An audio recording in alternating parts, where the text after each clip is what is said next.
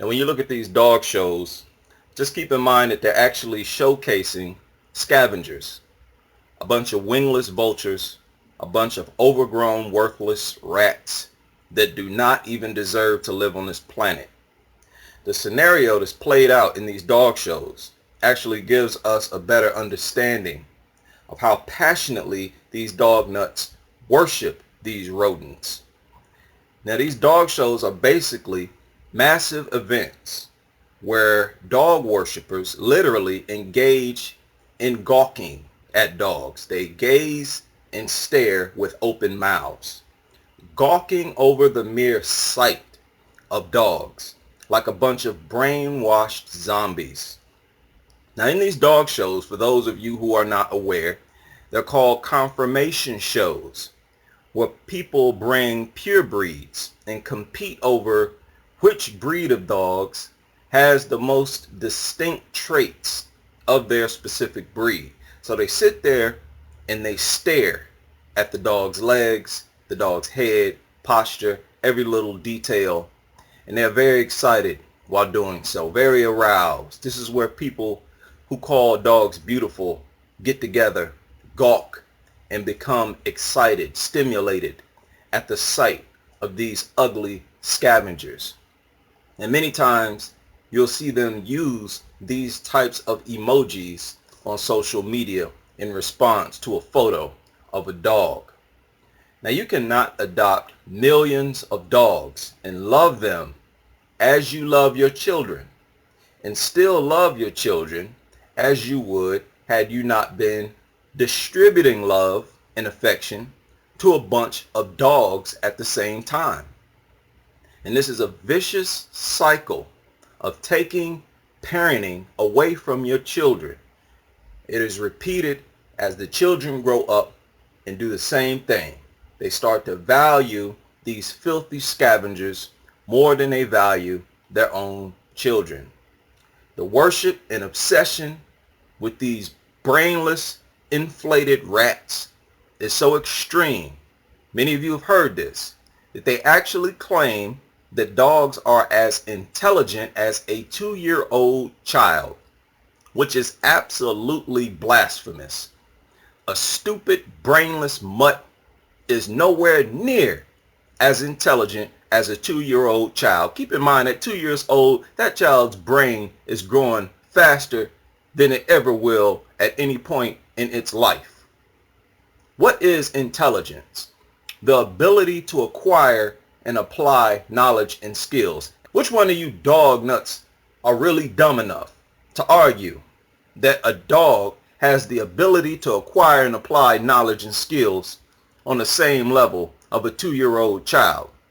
This is yet another disgusting insult to humans, insult to children, in their attempt to project children as being no more valuable than a worthless, ugly, stupid mutt. What? Le cœur. Oui, le cœur.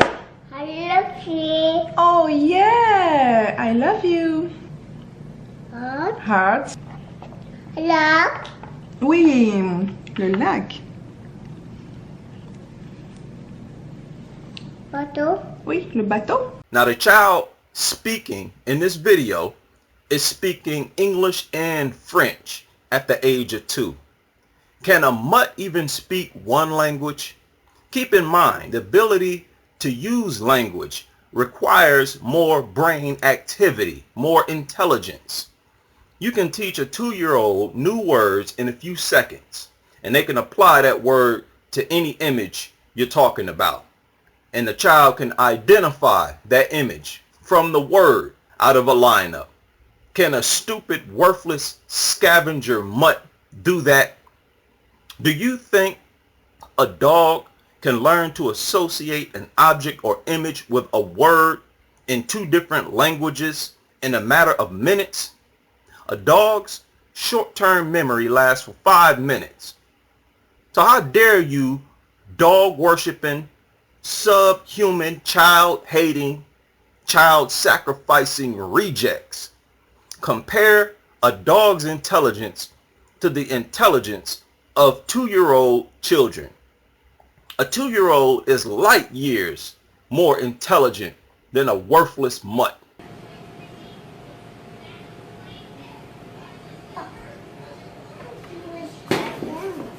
Uh-oh, you messed it up, so it's okay. Two.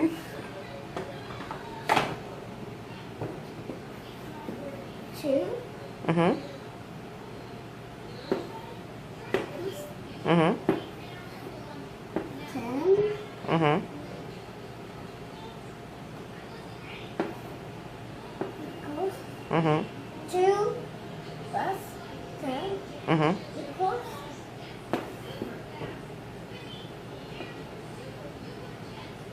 12. 10 equals 12. The ability to write and know what you're writing, to hold chalk, to swap chalk out with an eraser, and to know what the eraser is used for and use it properly. To also explain what you're doing as you do it takes a level of brain activity and intelligence that a stupid mutt is not even smart enough to dream about doing. Okay, Felicity. Are you ready? What is this? Mama. What is this?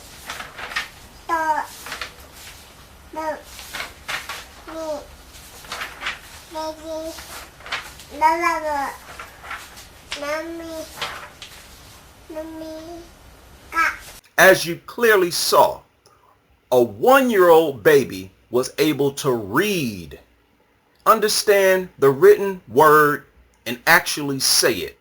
How many of you actually believe that a worthless mutt is as intelligent as even a 1-year-old child? The ability to utilize language alone requires more intelligence than that dog could fathom. The dog is too stupid to fathom. In my opinion, a dog is not even as intelligent as a newborn. The number of neurons alone in the brain is a strong indication of intelligence, intellectual ability, capability. But those neurons have to be well connected, operational. Some of them can be dysfunctional. They have to be properly oriented to other parts of the brain and interact with other parts of the brain, connect different parts of the brain properly. Now, while dogs may have around 500 million neurons in their brain, a newborn has 100 billion. A newborn. Dogs are not even as intelligent as cats, and they say dogs have more neurons. The ability to acquire and apply knowledge. Play with a newborn. Many of you have. They will stare at you. They will process your behavior and laugh as you play with them, responding to social cues. In a game of peekaboo, the infant laughs as you peek at them. They process what you're doing. A stupid mutt will simply look at you, confused, intermittently, while looking around in all directions, breathing hard, like a stupid shit beast that they are. I want to refrain from using profanity as well, because I understand, according to statistics, many young people watch my videos, and I want the younger generation to listen to these videos. So bear with me as I tone it down and control my temper a bit. Dogs will not have any understanding of your behavior. You play peekaboo with them. They will wander off and look for food. Infants acquire knowledge and respond according to the information far better than a worthless mutt. Not only do you have no business comparing a dog intelligence to a 2-year-old, even infants process information in the world around them far more efficiently and respond to that information at a level several times beyond a worthless mutt. This dog cult is dedicated to degrading humans by putting dogs on the same intellectual level of a 2-year-old, which also puts dog intelligence above that of babies younger than 2 years old, right? Which is absolutely blasphemous. This is exactly the type of narrative that this crusade is here to destroy, turn the social media world on its head. A stupid mutt is not even as intelligent as a cat. How many of you dog nuts are aware that dogs exhibit all the symptoms that a human with brain damage exhibits? A damaged frontal lobe. What do you experience when you have damage to your frontal lobe? Sudden changes in behavior, including aggression. Dogs have a very unstable temper. Big dogs or small dogs, they bark at anybody they lay eyes on. Cats do not hiss at random people like that. A lady was recently killed by a pack of small dogs, about the same size as cats. If a pack of small dogs encounter a child in the wilderness, they will attack that child, no question about it. But if that same child is in the wilderness with a bunch of cats, that child will leave that wilderness unscathed. Dogs are unnecessarily aggressive. We all know that. Just like a retarded creature, they also suffer impaired moral judgment. I'm talking about humans with damage to their frontal lobe. Impaired moral judgment. Dogs know that your babies and children are in fact babies and children, and they will maul them anyways. Impaired moral judgment. The babies and children do not even have to be aggressive with the dog. They don't even fight back as they're being mauled by the dog. Dogs will simply attack them for no reason. Millions of kids are attacked each year.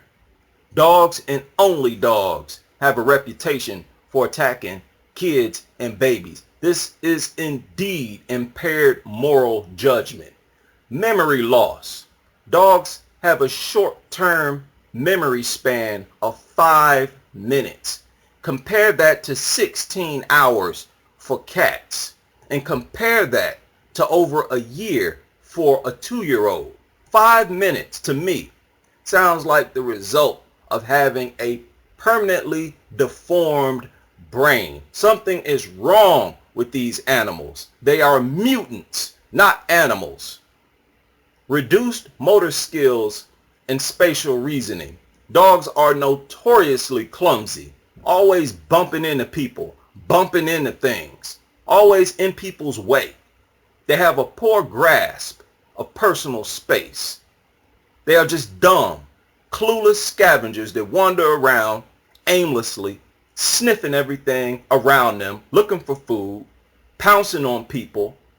Cats, on the other hand, have excellent balance, and they seem very aware of when to move out of the way of a person who they detect wants to walk past them. A stupid mutt will just sit there. Declining intelligence, right? This intelligence is permanently declined for dogs. They're permanently stupid. That is exactly why, as I proved previously, their attention can be taken away from what they perceive to be a threat if there's also food present. This is a prime example of stupidity, a lack of intelligence. Nature made them stupid. I don't even think they were made by nature. They're mutants. The thief who stopped dogs from barking as he broke into people's homes by feeding those dogs days before he broke in. You can distract dogs from protecting their own territory and protecting their own lives simply by offering them food. That is a quintessential example of stupidity and a lack of intelligence. Inability to understand and interpret social cues. According to multiple sources from professionals and dog owners, many dogs will seem okay in the presence of a stranger who is sitting down, but as soon as that stranger stands up to leave, the dog will attack them. They will attack people who simply bend over to tie their shoe. They're scary acting, paranoid acting, always think people are going to attack them. Right? That is a perfect example of a brain damaged creature. A slight movement can startle them and they will attack you. Dementia is also a symptom of having a damaged frontal lobe. Now, psychological changes in a person with dementia include anxiety. Anxiety goes hand in hand with dogs. You see this word all throughout descriptions of dog behavior given by these dog shelters when they're trying to adopt these dogs out. Right? Inappropriate behavior, slobbering, invading people's personal space and their physical person, pouncing on them, crawling all over them, barking for no reason all night. Everything about dog behavior is inappropriate. Paranoia, as I talked about before, always thinking people are out to attack them. Dogs will often attack people for the slightest movement or sound. They're totally paranoid, retarded animals. Scavengers. Agitation. Again, they become enraged at the mere sight of a human, no matter what size the dog is. While cats do not do that. They do not hiss and lunge at random people. Dogs bark nonstop at everybody that they look at that comes within 20 feet of them. They get mad for no reason at all and attack. These are all psychological changes associated with dementia, and dementia is a symptom of frontal lobe damage. And this entire description describes dogs, but not cats. The left frontal lobe is also responsible for speech. Frontal lobe damage impairs your speech. Now, did you know that on an animal level, cats have a much larger vocabulary than dogs? They have a wider variety of sounds that they can use to communicate than dogs. Cats make many different sounds such as meow, purr, yowl, scream, right? Caterwaul, hiss, chattering of the teeth, and growling, according to this article. This is why, again, although cats have a small frontal lobe as well, I believe it is more functional than the frontal lobe of dogs, perhaps because of better connection with the neurons. They can never be as intelligent as a human of any age. Humans will always have a greater ability to acquire and apply knowledge than a worthless, stupid mutt. It is a pathetic attempt by these dog nuts to justify the replacement of children with dogs, calling dogs fur babies, calling themselves a dog mom or a dog dad. Why not? Right? They're just as intelligent as a 2-year-old child. Not in your wildest dreams. Do not ever claim that dogs are as intelligent as a 2-year-old, a 1-year-old, or even a 2-day-old baby.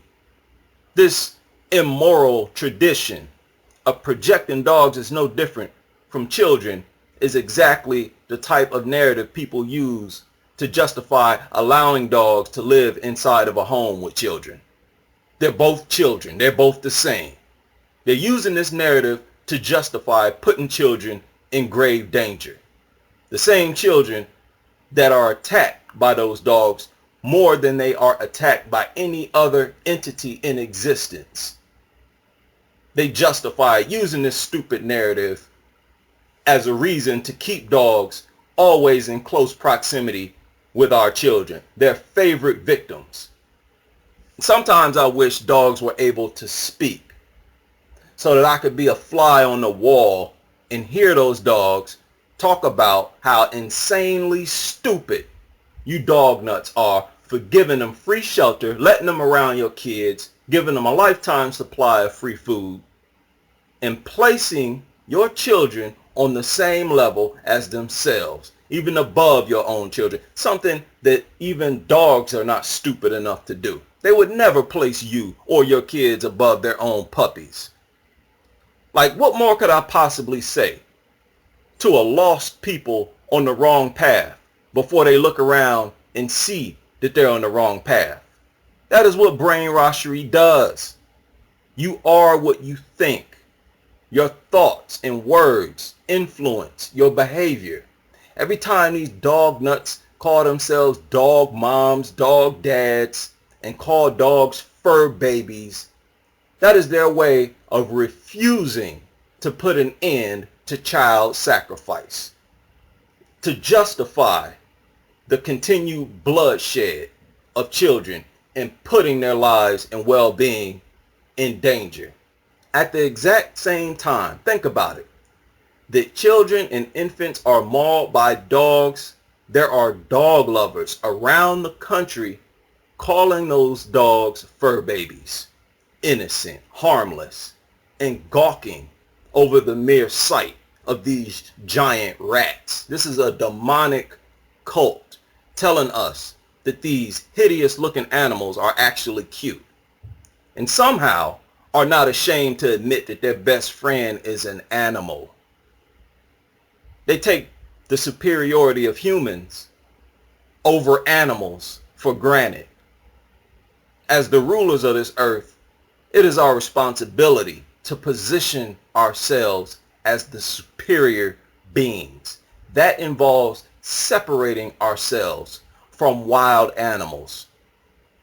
For us to wander around in the jungle, crawling on all fours like an animal, grunting rather than using language, and living like a wild animal would signal our own lack of evolution. And likewise, letting animals live inside your home, lay on your bed, furniture, talking to them, calling them babies, etc., signals a lack of human evolution. Refusing to allow animals to live inside your home is supposed to be common sense. And to put a dog on the same level as children and babies is a distortion of reality.